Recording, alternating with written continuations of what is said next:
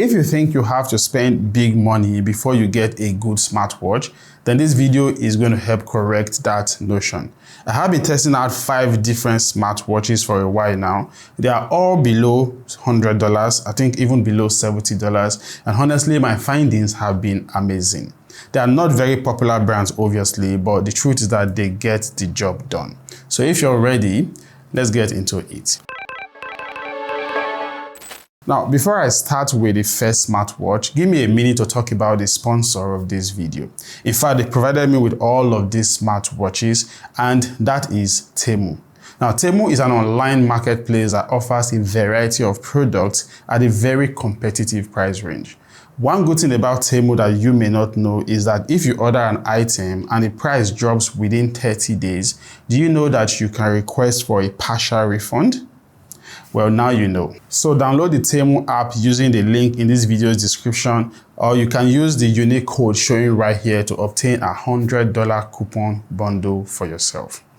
Now let's talk about the first smartwatch in this lineup, which may eventually be the best under $100 smartwatch that you can get, and that is the CMF Watch Pro 2.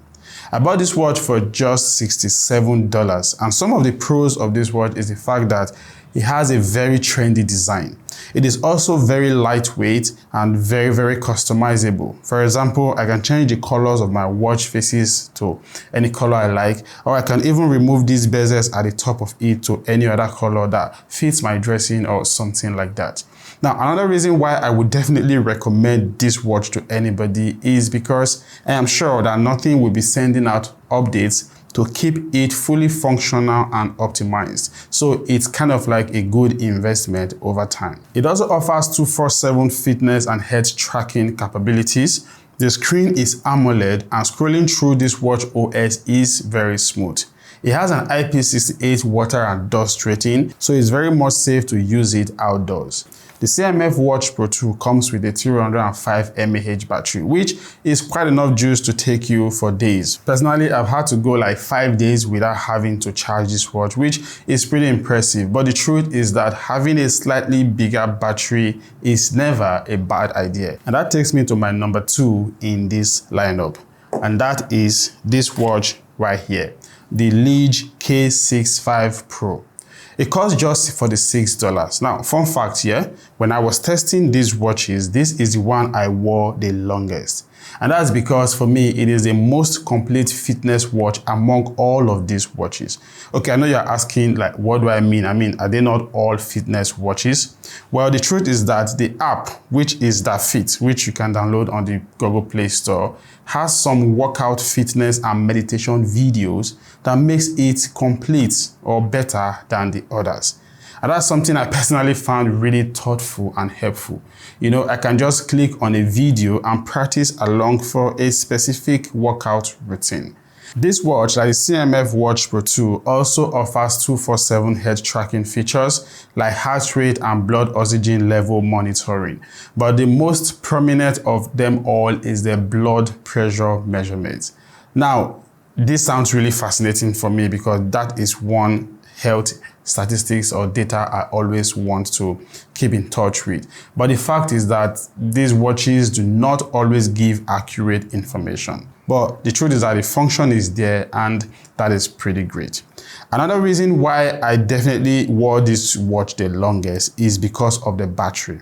It has one of the biggest batteries among all of these watches, a 400 mAh battery. So I wanted to actually run it down, and that took me about 7 days, even though I didn't charge it fully before I started using it. Now, why I love the design of this watch, because it looks really rugged, masculine, and sporty. The watch user interface leaves a lot to be desired. I personally don't like the font, and also it lacks a lot of customizations. For example, I can't customize something as fundamental as how long do I want my screen to be on when I turn it on. I mean, it's not cool at all. But overall, it's good value for money, and definitely I will be recommending this watch. So that goes there as my number 2. Now let's talk about my number 3 watch, and that is the Darkov QS10 Smart watch. This watch is the most affordable among all of the watches on this table. It costs just $32. It is the only watch in all of this lineup that comes with an OLED display.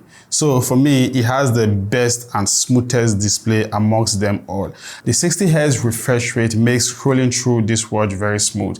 And even though it doesn't have a bigger screen like the others, when it comes to displaying notifications, it displays more information than most of these other smartwatches, which is something I've really come to appreciate, because definitely I need more information than just giving me a pinch of what my notification is all about. Now, one of the persons I would definitely be recommending this watch to are those who are particular about sleep tracking, and that is because of the lightweight.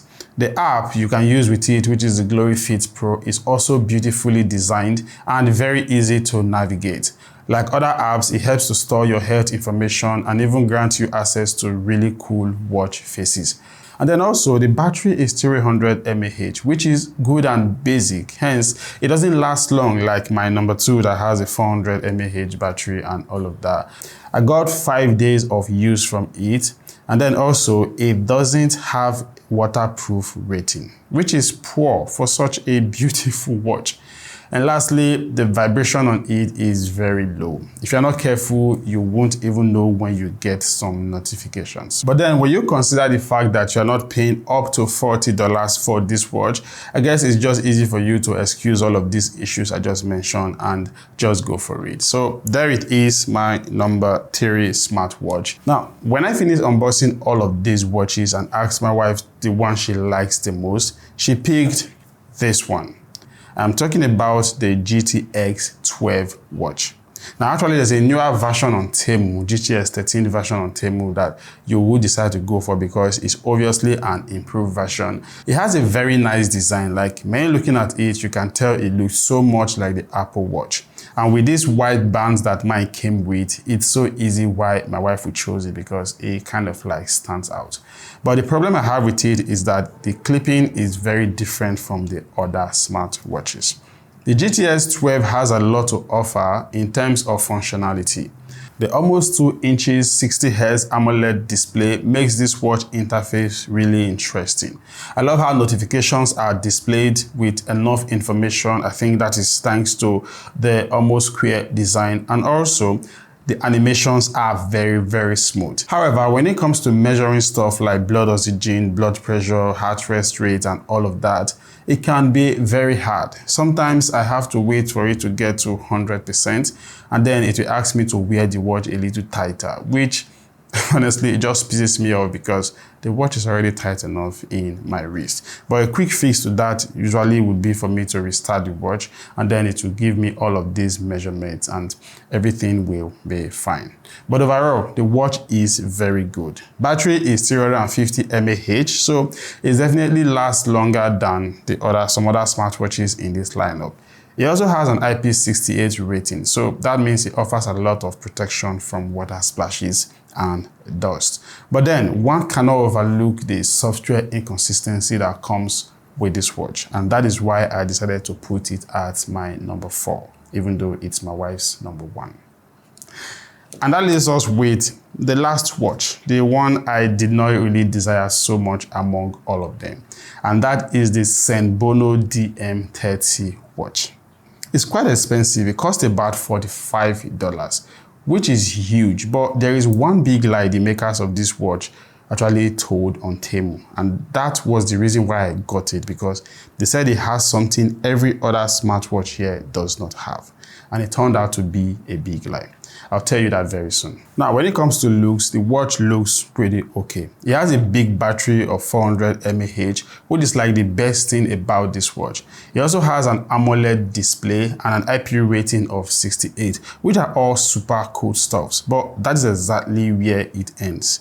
Once you turn on this watch, the poor UI will definitely turn you off. There are no animations whatsoever when you're scrolling this watch, and when you're scrolling, like I said, it is just flat. Of course, it has lots of fitness and head tracking features that I like, but when it comes to showing me notifications, it just showed me notification at the top, considering the fact that the watch screen is small. And then The biggest lie that is said online is the fact that this watch comes with NFC for contactless transactions and payment. Trust me, there is nothing like that on this watch. So everything about this watch just kind of like turns me off, and it was the least used when I was testing it out. So there it is, the 5 best smartwatches.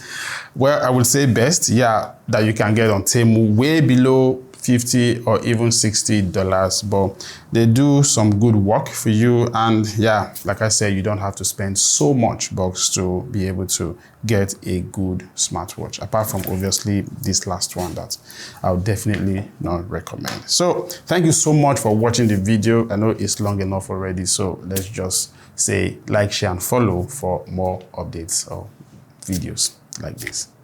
Thank you.